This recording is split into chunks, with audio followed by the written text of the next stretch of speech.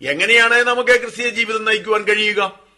നമ്മുടെ ജീവിതത്തിൽ ഏതെല്ലാം തരത്തിലുള്ള പരാജയങ്ങൾ, അവിശ്വാസങ്ങള്, അവിശ്വസ്തതകള് ഒക്കെ നമ്മുടെ ജീവിതത്തിൽ വന്നു കഴിഞ്ഞിരിക്കുന്നു. പക്ഷേ ദൈവം നമ്മെ സ്നേഹിക്കുന്നു. നമ്മുടെ അവിശ്വസ്തതകളും അവിശ്വാസവും എല്ലാം പുറത്തുകൊണ്ട് യേശു നമ്മെ സ്നേഹിക്കുകയും വീണ്ടും ശുശ്രൂഷകൾ പരമേൽപ്പിക്കുകയും ചെയ്യുകയാണല്ലോ ചെയ്യുന്നത്. യേശു ഉടനെ കൈനീട്ടി അവനെ പിടിച്ചു. അല്പവിശ്വാസിയെ, നീ എന്തിനെ സംശയിച്ചു എന്ന് പറഞ്ഞു. അവർ പടകിൽ കയറിയപ്പോൾ കാറ്റമർന്നു. പടകിലുള്ളവർ, നീ ദൈവപുത്രൻ സത്യം എന്ന് പറഞ്ഞ് അവനെ നമസ്കരിച്ചു. അപ്പോൾ കർത്താവായ യേശു ക്രിസ്തു പടകിലേക്ക് കയറിയപ്പോൾ കാറ്റും കോളും ഒക്കെ അടങ്ങി. ഈ തവണ ഒരു കാര്യമുണ്ട്, കാറ്റും കോളും അടങ്ങാനൊന്നും കർത്താവ് പറഞ്ഞില്ല. പക്ഷെ കർത്താവ് പടകിലേക്ക് കയറിയ ഉടനെ തന്നെ കാറ്റും കോളും അവസാനിക്കുവാനിടയായി. ഇതൊക്കെ കണ്ടു കഴിഞ്ഞപ്പോൾ ശിഷ്യന്മാര് പറഞ്ഞു, നീ ദൈവപുത്രൻ തന്നെയാണ്, യാതൊരു സംശയവുമില്ല. ഇവിടെ അത്ഭുതമൊന്നും നടന്നില്ല എന്ന് വാദിക്കുന്നവർ ഈ കാര്യം ഒന്ന് ശ്രദ്ധിക്കുന്നത് നന്നായിരിക്കും. അത്ഭുതമൊന്നുമില്ല, വെറുതെ കരയ്ക്കൂന്ന് വെള്ളത്തിൽ കൂടെ നടന്നങ്ങോട്ട് കയറിയേ ഉള്ളൂ എന്ന് പറഞ്ഞാല് കർത്താവ് അങ്ങനെ ചെന്ന് കയറുമ്പോ കാറ്റും കോളും എങ്ങനെയാണ് അവസാനിക്കുക?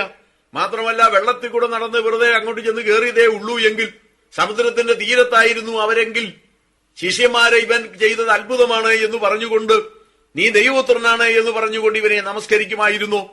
ബൈബിളിൽ ഉള്ളതുപോലെ വിശ്വസിക്കാൻ വയ്യാത്തത് കൊണ്ട് പലരും ഇത്തരം ദുർവ്യാഖ്യാനങ്ങൾ പറയുകയാണ് ചെയ്യുന്നത്. വീണ്ടെടുക്കപ്പെട്ട ദൈവജനം അങ്ങനെ ഈ ദുർവ്യാഖ്യാനങ്ങളുടെ പിന്നാലെ പോകുവാനിടയാകരുത്. കർത്താവായ യേശുവിന് വെള്ളത്തിന്മീതെ നടക്കാൻ കഴിയും. കർത്താവിനെ വിശ്വസിക്കുന്നവർക്കും ആവശ്യമെങ്കിൽ വെള്ളത്തിന്റെ മീതെ നടക്കുവാൻ കഴിയും. പക്ഷേ നമുക്ക് കഴിയാത്തത് നമ്മുടെ അവിശ്വാസ നിമിത്തമാണ്. വെള്ളത്തിന്റെ മീതെ നടക്കുക എന്നുള്ളത് മാത്രമല്ല, നമുക്ക് നേടിയെടുക്കേണ്ടത് പലതും നേടിയെടുക്കുവാൻ കഴിയാത്തത് നമ്മുടെ അവിശ്വാസം കൊണ്ടാണ്. ഏതായാലും കർത്താവ് പടകിലേക്ക് കയറിയ ഉടനെ തന്നെ കാറ്റമർന്നു. പടകിലുള്ളവർ, നീ ദൈവത്തിന്റെ പുത്രൻ സത്യം എന്ന് പറഞ്ഞ് അവനെ നമസ്കരിച്ചു. അവർ അക്കരയെത്തി ഗെനസരേത്ത് ദേശത്ത് ചെന്നു. അവിടെ ജനങ്ങൾ ചുറ്റുമുള്ള നാട്ടിലെല്ലാം ആളയച്ച് ദീനക്കാരെയൊക്കെയും അവന്റെ അടുക്കൽ കൊണ്ടുവന്നു. അവന്റെ വസ്ത്രത്തിന്റെ തൊങ്ങൽ മാത്രം തൊടുവാൻ അനുവാദം ചോദിച്ചു. തൊട്ടവർക്കൊക്കെയും സൗഖ്യം വന്നു. അപ്പോൾ യേശു തൊട്ടവരും യേശുവിനെ തൊട്ടവരും എല്ലാം സൗഖ്യമാകുന്ന അവസ്ഥയാണ് തുടർന്ന് നാം ഇവിടെ കാണുന്നത്. നാം ഈ വായിച്ചു കേട്ടതായി ഈ ഭാഗങ്ങളിൽ നിന്ന് നമുക്ക് എന്താണ് മനസ്സിലാക്കേണ്ടത്? അല്ലെങ്കിൽ ഇവിടെ മറഞ്ഞിരിക്കുന്ന ദൂതെന്താണ്? ദൈവവചനത്തിന്റെ എല്ലാ ഭാഗങ്ങളിലും എന്തെങ്കിലുമൊക്കെ ദൂത് ഉണ്ടായിരിക്കും. ഈ സംഭവത്തിൽ എന്താണ് ദൂത്? കാര്യം ഇത്രമേ ഉള്ളൂ. കർത്താവ് നമുക്കൊരു മാതൃക വെച്ചിരിക്കുന്നു. പ്രശ്നങ്ങളെ അഭിമുഖീകരിച്ചപ്പോൾ കർത്താവ് ഏകാന്ത സ്ഥലത്തേക്ക് പ്രാർത്ഥിക്കാൻ പോയതുപോലെ പ്രശ്നങ്ങൾ ഉണ്ടാകുമ്പോൾ നാമും ഏകാന്തമായിരുന്നു പ്രാർത്ഥിക്കുവാൻ ശ്രദ്ധിക്കേണ്ടതാണ്. എന്നാൽ ഏകാന്തമായി പ്രാർത്ഥിക്കേണ്ട സാഹചര്യത്തിൽ പോലും പലപ്പോഴും ജനങ്ങള് അവരുടെ ആവശ്യങ്ങളുമായി നമ്മളെ സമീപിക്കുന്നു എങ്കിൽ അവരോട് കോപിക്കരുത്. പ്രാർത്ഥിക്കാൻ പോലും സമയം കിട്ടിയില്ലെങ്കിൽ ആദ്യം ഈ കാര്യങ്ങൾ, ജനങ്ങളുടെ കാര്യങ്ങൾ ചെയ്തു കൊടുക്കുക. അതിനുശേഷം പ്രാർത്ഥിക്കുവാൻ വേണ്ടി സമയം ഉണ്ടാക്കിയെടുക്കുക. ഇതാണ് നാം ചെയ്യേണ്ടത്.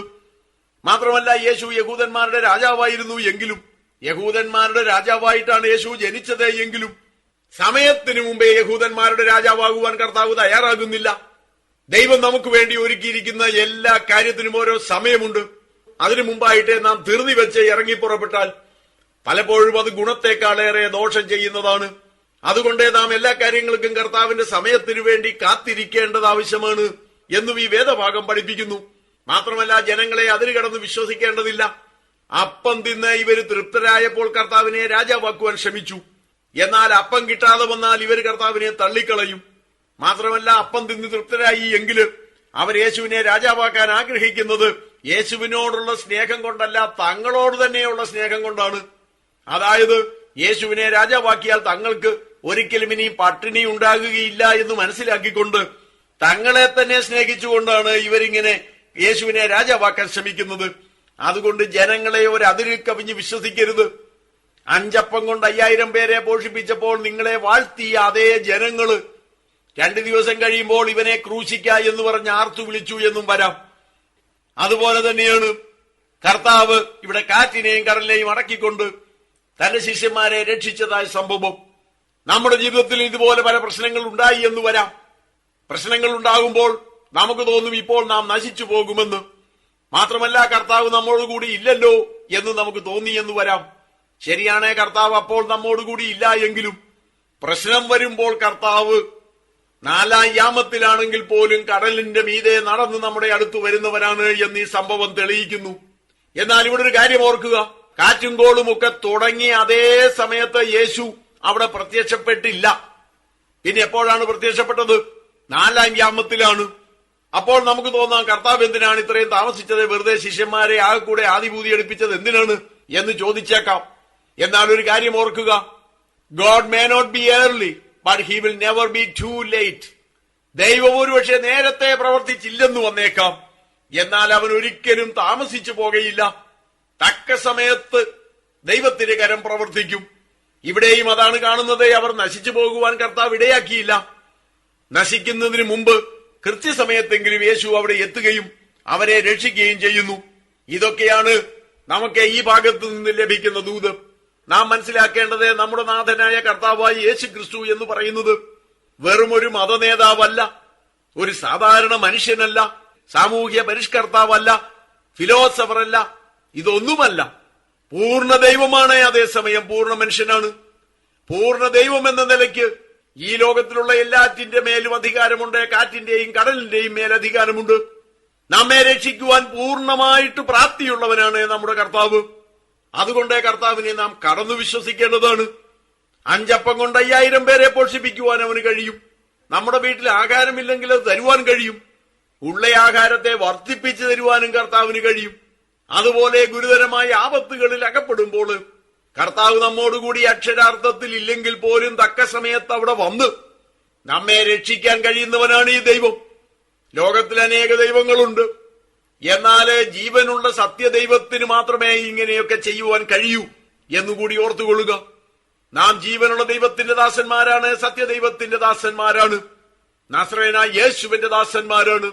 നാം നശിച്ചു പോകാതെ നമ്മെ സംരക്ഷിക്കുവാൻ ദൈവത്തിന് കഴിയുന്നതാണ്. ആകയാൽ ദൈവമക്കളെ, നമ്മുടെ ആവശ്യം ഭൗതികമാകട്ടെ ആത്മീയമാകട്ടെ എന്തു തന്നെയായാലും അത് തികച്ചും ആവശ്യമായ കാര്യമാണ് എങ്കിൽ, അത് നമ്മുടെ നന്മയ്ക്ക് ആവശ്യമാണ് എങ്കിൽ, നമുക്ക് ജീവിക്കാൻ അത് ആവശ്യമാണ് എങ്കിൽ, അന്നന്നത്തെ അപ്പം എന്ന് പറയുന്നത് പോലെ ഉൾപ്പെടുത്താൻ കഴിയുന്ന കാര്യമാണ് എങ്കിൽ തീർച്ചയായും കർത്താവ് ചെയ്തു തരും. കർത്താവ് തന്നെ പറഞ്ഞിട്ടുണ്ടല്ലോ, ഉണ്ണാനും ഉടുക്കാനും ഉണ്ടെങ്കിൽ മതിയെന്ന് വെപ്പീൻ. അങ്ങനെ ഉണ്ണാനുള്ളത് തരുവാനും ഉടുക്കാനുള്ളത് തരുവാനും, സാധാരണ നമ്മുടെ ജീവിതത്തിൽ നമുക്ക് ആവശ്യമായത് എന്തൊക്കെയോ അതെല്ലാം തരുവാനും കർത്താവ് വിശ്വസ്തനാണ്. കർത്താവ് അത് തന്നുകൊണ്ടിരിക്കുന്നവനാണ്.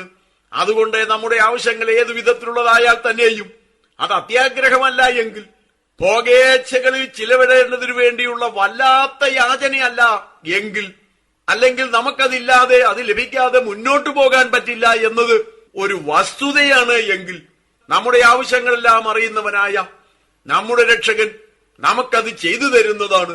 ഇത് പ്രോസ്പെരിറ്റി തിയോളജി അല്ല, പോവർട്ടി തിയോളജിയുമല്ല. ഒരർത്ഥത്തിൽ പറഞ്ഞാൽ ഇതൊരു തരം നെസസിറ്റി തിയോളജിയാണ്. ദൈവം എന്നും നമ്മെ പട്ടിണിക്കിടുമെന്ന് പറയുന്നതാണ് പോവർട്ടി തിയോളജി.